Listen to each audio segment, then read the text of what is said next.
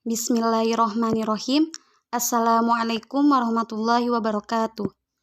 Perkenalkan, nama saya Hilda Sofwatul Huda dari Program Studi Pendidikan Matematika Fakultas Keguruan dan Ilmu Pendidikan Universitas Kuningan. Di sini, saya akan memaparkan tentang instrumen administrasi pendidikan untuk memenuhi tugas mata kuliah administrasi pendidikan dengan dosen pengampu Bapak Azin Taufik, MPD. Adapun materi yang akan saya jelaskan yaitu buku induk peserta didik, buku kleper peserta didik, daftar presensi peserta didik, daftar mutasi peserta didik, buku catatan pribadi peserta didik, daftar nilai peserta didik, buku ledger peserta didik, dan yang terakhir yaitu buku rapor peserta didik. Yang pertama yaitu buku induk siswa. Buku induk siswa disebut juga buku pokok atau stambuk. Buku induk siswa berisi catatan tentang peserta didik yang masuk di sekolah. Pencatatan tersebut disertai nomor induk siswa atau nomor pokok atau stambuk dan dilengkapi data lain setiap peserta didik. Di samping identitas murid, dalam buku induk juga berisi prestasi belajar anak atau daftar nilai rapor dari tahun ke tahun selama belajar di sekolah tersebut. Catatan dalam buku induk harus bersih dan jelas, dan merupakan tanggung jawab kepala sekolah yang penggarapannya bisa diserahkan kepada pegawai sekolah. Adapun fungsi buku induk siswa yaitu perlunya ada buku induk siswa dikarenakan kelengkapan data ini sangat penting dalam berbagai kasus tertentu, seperti menentukan siswa yang berhak memperoleh dana bantuan, mengetahui perkembangan jumlah siswa dari tahun ke tahun, memahami kondisi siswa terutama bagi yang memiliki masalah baik akademik maupun non-akademik, dan memenuhi keterangan pihak tertentu seperti kepolisian sebagai pemenuhan keterangan untuk kejadian tertentu. Ini merupakan contoh buku induk siswa yang terdiri dari beberapa komponen, yaitu mengenai keterangan pribadi seperti nama, tempat tanggal lahir, jenis kelamin, agama, dan lain-lain.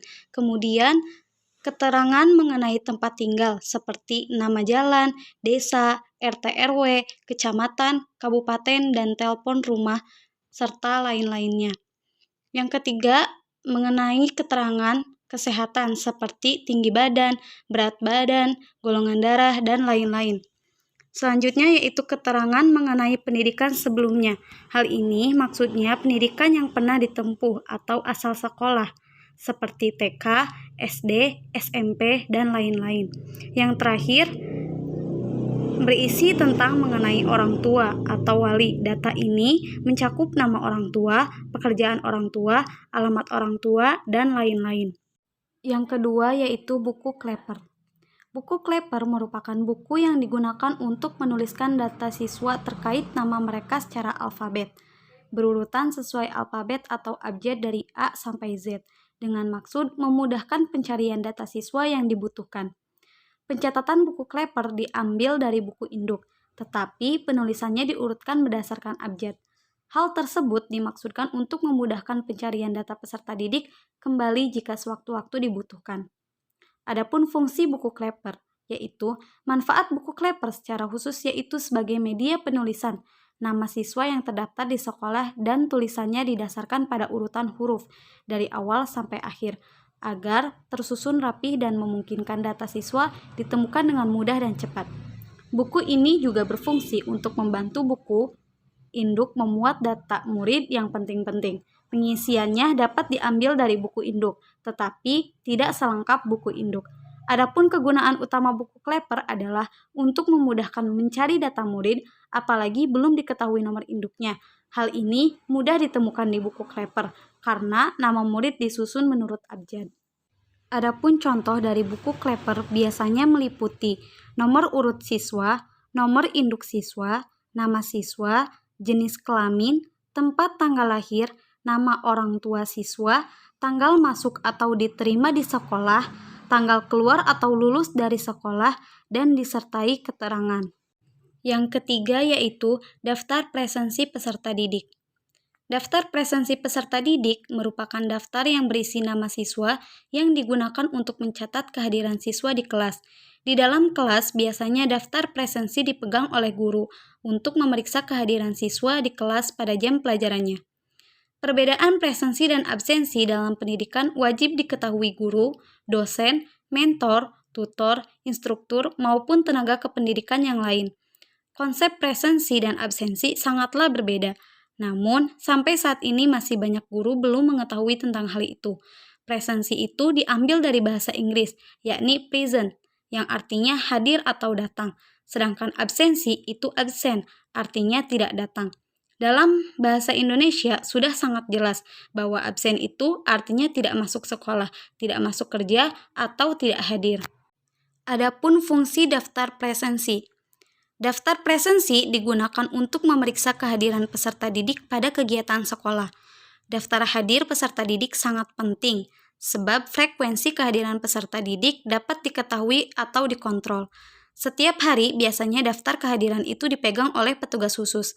Sedangkan untuk memeriksa kehadiran peserta didik di kelas pada jam-jam pelajaran, daftar hadir itu dipegang oleh guru. Nah, ini merupakan contoh daftar presensi berisi nama siswa dan keterangan kehadirannya di kelas. Apakah hadir, izin, sakit, atau alfa tanpa keterangan. Dan di akhir, jumlah presensi akan diperhitungkan sebagai laporan. Biasanya, daftar presensi ini dilaporkan sebulan sekali. Yang keempat yaitu daftar mutasi siswa. Mutasi yaitu perpindahan peserta didik dari kelas yang satu ke kelas yang lain, yang sejajar, atau perpindahan peserta didik dari sekolah yang satu ke sekolah yang lain yang sejenisnya. Perpindahan siswa bisa juga disebut istilah mutasi siswa. Mutasi siswa adalah perpindahan peserta didik dari sekolah asal ke sekolah yang dituju sesuai prosedur dan telah memenuhi syarat mutasi. Perpindahan siswa mempunyai dua pengertian, yaitu 1. Perpindahan siswa dari suatu sekolah ke sekolah lain yang sejenis, dan yang kedua yaitu perpindahan dari suatu jenis program ke jenis program yang lainnya. Adapun fungsi buku mutasi siswa. Buku mutasi siswa dimaksudkan untuk mengetahui keadaan jumlah peserta didik dengan persis. Daftar mutasi itu digunakan untuk mencatat keluar masuk peserta didik dalam setiap bulan, semester, atau setahun. Hal tersebut dilakukan karena keadaan peserta didik tidak tetap. Ada peserta didik pindahan dan ada pula peserta didik yang keluar. Dan ini merupakan contoh dari daftar mutasi siswa. Komponennya itu terdiri dari nama siswa, kelas, tanggal keluar atau masuk siswa ke sekolah, nomor pindah, asal sekolah jika siswa baru masuk, dan sebagainya. Yang kelima yaitu buku catatan pribadi peserta didik. Daftar catatan pribadi peserta didik berisi data identitas setiap peserta didik, beserta riwayat keluarga, seperti keterangan mengenai keadaan keluarga, riwayat pendidikan serta hasil belajar, keadaan jasmani dan kesehatan, dan data psikologi, seperti sikap, minat, dan cita-cita, dan juga kegiatan di luar sekolah. Buku tersebut biasanya digunakan untuk mendukung program bimbingan dan penyuluhan di sekolah. Buku catatan pribadi tersebut biasanya disimpan di ruang BK dan dikerjakan oleh petugas BK.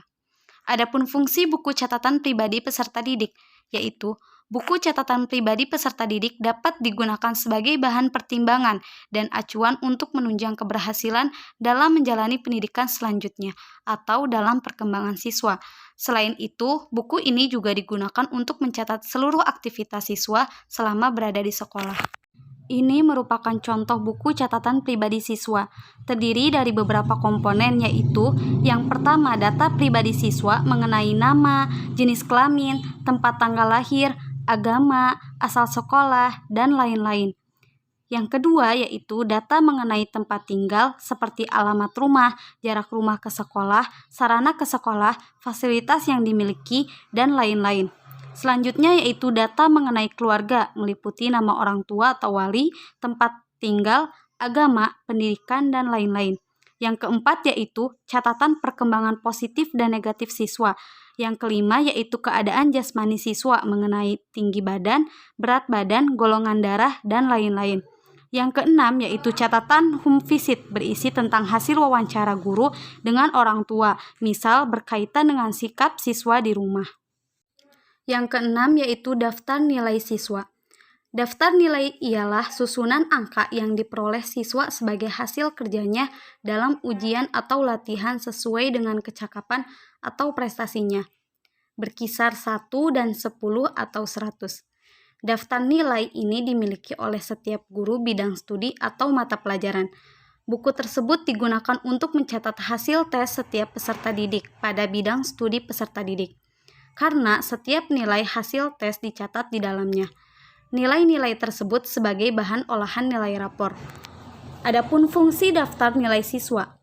Daftar nilai memiliki kegunaan yang penting bagi seorang guru atau pendidik untuk mengetahui tahapan dan proses perkembangan siswa.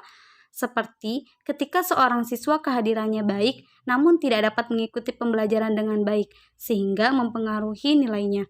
Dengan nilai tersebut, guru bisa mengevaluasi untuk memecahkan masalah tersebut. Adapun contoh dari daftar nilai berisi nama siswa, nomor induk siswa, dan nilai mengenai ulangan harian, UTS, UAS, nilai akhir, dan keterangan. Keterangan ini biasanya mengenai lulus atau tidaknya siswa dalam salah satu mata pelajaran. Yang ketujuh yaitu buku ledger. Buku ledger merupakan buku atau format yang memuat pengetahuan siswa yang ternyata lebih cenderung pada data nilai secara umum sehingga banyak yang menyebutnya value ledger. Ledger adalah sebuah berkas yang mencatat nilai siswa sebelum dimasukkan ke dalam buku laporan pendidikan seperti rapor dan lain-lain. Selain itu, tujuan buku ledger adalah untuk menghindari kekhawatiran jika peserta didik yang kehilangan rapor, maka bisa diganti secepatnya. Semua nilai peserta didik tersebut tidak akan susah ditemukan apabila sebelumnya nilai-nilai yang didapatkan sudah tercatat di ledger. Fungsi buku ledger. Fungsi buku ledger siswa atau peserta didik adalah sebagai dokumentasi tentang peserta didik atau siswa untuk mengantisipasi hal yang terjadi di kemudian hari. Misalnya, ada siswa yang kehilangan raport atau ijazah, maka pihak sekolah tidak akan repot untuk mencari dokumentasi tentang peserta didik yang kehilangan rapor atau ijazahnya. Adapun contoh dari buku ledger. Hal ini hampir sama dengan buku rapor. Datanya terdiri dari nama siswa, nomor induk siswa, nomor induk nasional, program studi yang diambil, kelas, tahun pelajaran, dan berisi nilai-nilai dari setiap mata pelajaran. Selain itu juga berisi tentang kegiatan ekstrakurikuler yang diikuti siswa. Juga berisi tentang laporan kehadiran siswa selama di kelas. Yang terakhir yaitu buku rapor. Buku rapor merupakan alat untuk melaporkan prestasi belajar peserta didik kepada orang tua atau wali atau kepada peserta didik. Selain prestasi belajar, dilaporkan pula tentang kehadiran, tingkah laku atau kepribadian peserta didik, dan aktivitas ekstrakurikuler yang diikuti. Suatu buku rapor biasanya menggunakan skala pemeringkatan untuk menentukan kualitas hasil kerja murid di sekolah. Sistem skala ini dapat berupa huruf, misalnya A, B, C, D, dan E. Dengan A adalah kinerja tertinggi dan E berarti gagal. Atau angka, misalnya A berkisar 90 sampai 100, B berkisar 80 sampai 89, C 70 sampai 79, dan seterusnya. Di Indonesia, rapor diisi menggunakan skala nilai angka dengan rentang 0 sampai dengan 100. Adapun fungsi buku rapor.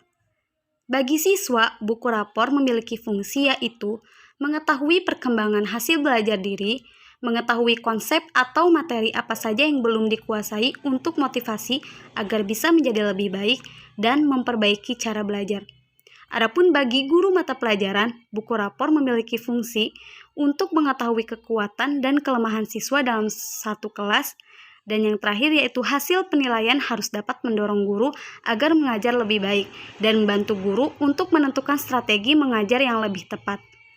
Nah, adapun contoh dari buku rapor, biasanya di halaman pertama terdiri dari keterangan tentang diri peserta didik, berisi nama, nomor induk, tempat tanggal lahir, jenis kelamin, agama, dan mengenai data-data orang tua, seperti nama orang tua, pekerjaan orang tua, dan sebagainya. Halaman selanjutnya biasanya berisi laporan mengenai nilai yang diperoleh siswa dalam setiap mata pelajaran. Selain itu juga ada laporan mengenai kegiatan ekstrakurikuler yang diikuti oleh siswa dan juga berisi laporan tentang kehadiran siswa selama di kelas. Mungkin cukup sekian pemaparan dari saya, kurang lebihnya mohon maaf. Billahi taufiq wal hidayah. Wassalamualaikum warahmatullahi wabarakatuh.